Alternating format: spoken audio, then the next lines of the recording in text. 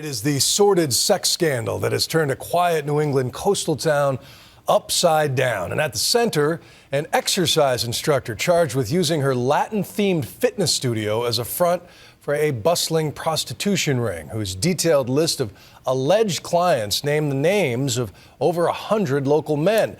Now her alleged business partner is feeling the heat, and tonight, for the first time, he speaks out. The ABC's John Schriffen.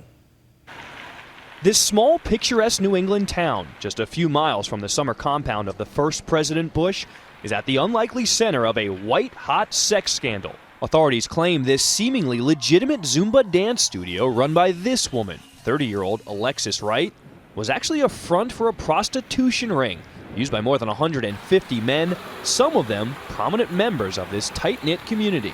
I thought she was a little, I don't know, not risque, but a little flirtatious at times with a couple of the male participants of the class. But I mean, it's Zumba. You're just in there to have fun. The scandal unraveled this past fall when Kennebunk police raided the Pura Vida dance studio and a nearby office, confiscating detailed records, hours of videotape, and what's now known as the list. Names of alleged clients police are making public.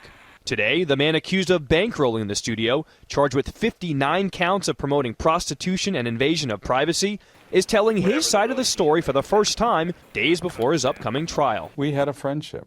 We talked often. I may see her once a month. Married for more than 30 years and a father of two, local insurance agent Mark Strong Sr. admits he co-signed the lease and gave Wright a loan for her Zumba studio. And he says they had a sexual relationship. Never became romantic. We did have intimate moments, but it's not what I would consider romantic. It was just physical? It was strictly physical. How many times were you physical with her? I don't know. Did you ever pay her for an encounter? No. Did you pay her for anything, a massage? No. It never got to that point? No. No, we were friends. The indictment also alleges that Wright secretly recorded over 100 hours of video with her clients, something Strong denies knowing about. He denies any wrongdoing. Strong is not the only one. Kennebunk police have released a blotter on their website documenting arrests, complete with names, ages, and home addresses. More than 100 men and at least one woman thought to be clients of Wright's. And today we sat down with two attorneys representing 21 of the 66 already charged with being Wright's clients. People's lives have been turned upside down over this, and they've been turned upside down from the start, from the time that their names have been put in a police blotter, which is evidence of nothing. It's merely an allegation, but the mere allegation here has been enough to smear people's reputations. To play devil's advocate here, the guy went looking for a massage.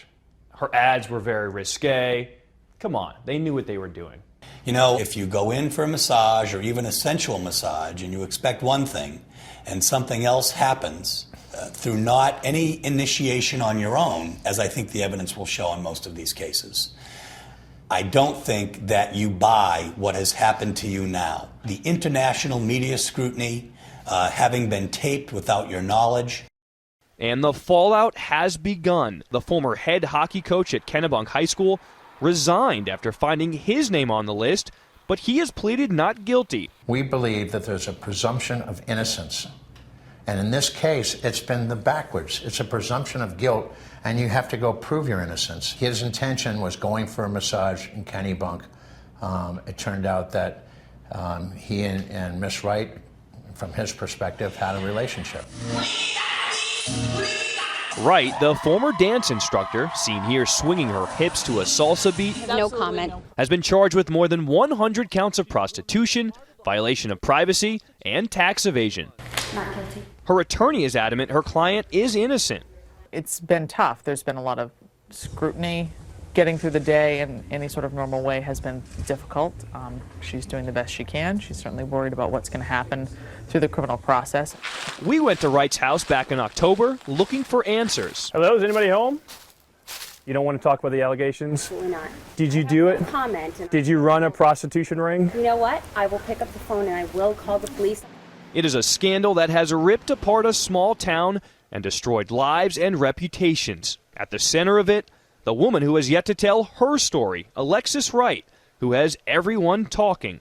As for Mark Strong Sr., he says he will spend the rest of his life apologizing to his wife. I'm sorry for any dishonesty, for the intimate relationship that I had with Alexis Wright. For Nightline, I'm John Schriffen in Kennebunk, Maine.